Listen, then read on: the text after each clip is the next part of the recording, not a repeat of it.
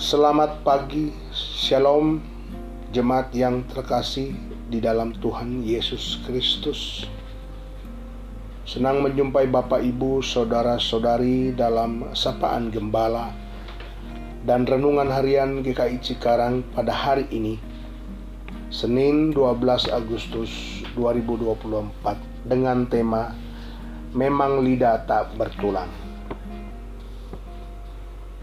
Bapak, Ibu, Saudara-saudari, sebelum kita merenungkan firman Tuhan, mari kita berdoa terlebih dahulu. Bapa kami yang ada di surga, puji syukur kami naikkan kepadamu atas kemurahan-Mu bagi kami. Engkau yang memberi hikmat bagi kami dalam kami menjalani hidup kami melalui firman-Mu. Tuhan berkati kami semua dalam merenungkan firman-Mu pada hari ini. Melalui firman-Mu kami umat-Mu belajar tentang kebenaran, tentang hidup benar menurut ketetapan-ketetapan-Mu. Berfirmanlah Tuhan, karena kami anak-anak-Mu bersedia untuk mendengarkannya. Di dalam nama Tuhan kami Yesus Kristus kami berdoa dan memohon. Amin. Saudara yang terkasih di dalam Tuhan Yesus Kristus, renungan kita kali ini diambil dari Yakobus 3 ayat 1 sampai ayatnya yang ke-12. Namun yang menjadi pusat refleksi kita adalah Yakobus 3 ayat 5a yang berbunyi demikian. Demikian juga lidah, walaupun suatu anggota kecil dari tubuh, namun dapat memegahkan perkara-perkara yang besar. Umat Tuhan yang terkasih, menjaga lidah atau perkataan adalah sangat penting. Kenapa?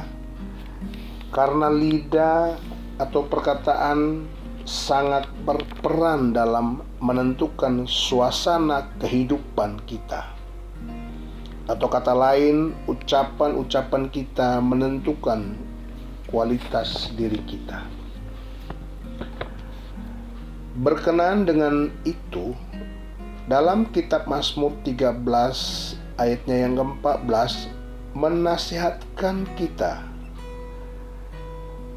barang siapa mencintai hidup dan ingin menikmati hidup yang baik, maka orang harus mampu menjaga lidahnya atau perkataannya. Perkataan adalah salah satu sarana untuk mengekspresikan hati, mengungkapkan isi kepala atau pikiran kita, serta berinteraksi dengan orang lain dan lingkungan di sekitar kita.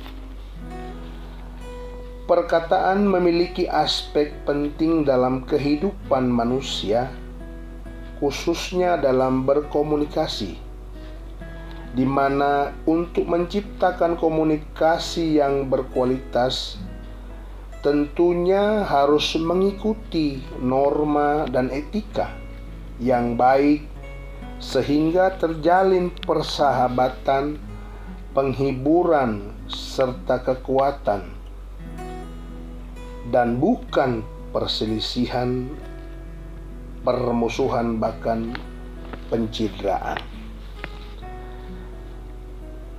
Saudara-saudari yang terkasih dalam Tuhan Yesus Kristus, Yesaya 50 ayat 4 mengatakan demikian. Tuhan Allah telah memberikan kepadaku lidah seorang murid, supaya dengan perkataan aku dapat memberi semangat baru kepada orang yang letih lesu, Setiap pagi ia mempertajam pendengaranku untuk mendengar seperti seorang murid. Bapak, Ibu, Saudara-saudari yang terkasih di dalam Yesus Kristus, kita pernah mendengar ungkapan memang lidah tak bertulang. Artinya tidak ada yang dapat membatasi lidah dalam bergerak dan mengucapkan kata-kata. Ungkapan ini bermakna bahwa mudah sekali mengucapkan kata-kata tanpa dipikirkan terlebih dahulu. Apakah kata-kata itu dapat ia tepati dan lakukan? Mungkin sebuah janji kepada seseorang. Apakah kata-kata itu dapat melukai orang lain? Dan apakah kata-kata itu adalah kebenaran, bukan kebohongan? Banyak orang dapat mengalami dampak dari yang diucapkan oleh lidah. Bisa dampak positif dan bisa dampak negatif. Nah, yang penting yang harus kita hindari adalah dampak negatif dari kata-kata yang diucapkan dengan lidah. Apa saja dampak negatif dari kata-kata itu? Yang pertama, seorang bisa menjadi sombong karena ia berlebihan dan meninggikan diri. Saya paling hebat, saya paling pintar, saya paling oke, dan lain sebagainya. Yang kedua, seorang bisa menjadi pembohong karena ia menyampaikan perkataan yang tidak benar, kata-kata dusta, mengarang cerita, dan lain sebagainya. Yang ketiga, seorang bisa menyakiti sesamanya karena perkataan yang menghina, merendahkan, dan perkataan yang melecehkan, dan banyak lainnya. Yang keempat, seorang bisa merusak nama baik orang lain karena perkataan fitnah yang diucapkan. Dan masih banyak dampak negatif lain bila kita tidak dapat mengendalikan atau mengekang lidah melalui perkataan yang keluar dari mulut kita. Pertanyaannya adalah, apakah kita semua sudah mengekang lidah kita masing-masing dalam kehidupan keseharian kita? Marilah kita menjaga lidah kita masing-masing agar kita tidak terjerumus ke dalam dosa karena lidah kita. Karena kata-kata kita yang berimbas pada menyakiti hati orang lain. Ada peribahasa mengatakan lebih baik berpikir sebelum berkata-kata daripada kita berpikir setelah kita berkata-kata. Tuhan menolong kita semua untuk melakukan firman-Nya. Bapak, Ibu, Saudara-saudara yang terkasih di dalam Tuhan Yesus Kristus, mari kita berdoa.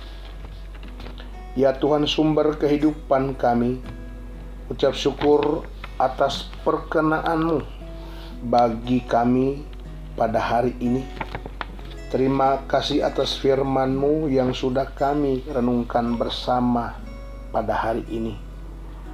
Mampukan kami untuk menjaga lidah kami terhadap ucapan-ucapan yang menyinggung, menyakiti hati sesama kami, saudara-saudara kami, orang tua kami, suami, istri, dan anak-anak kami. Terima kasih ya Tuhan Yesus Kristus. Kami mau menyerahkan hidup kami seutuhnya ke dalam genggaman-Mu.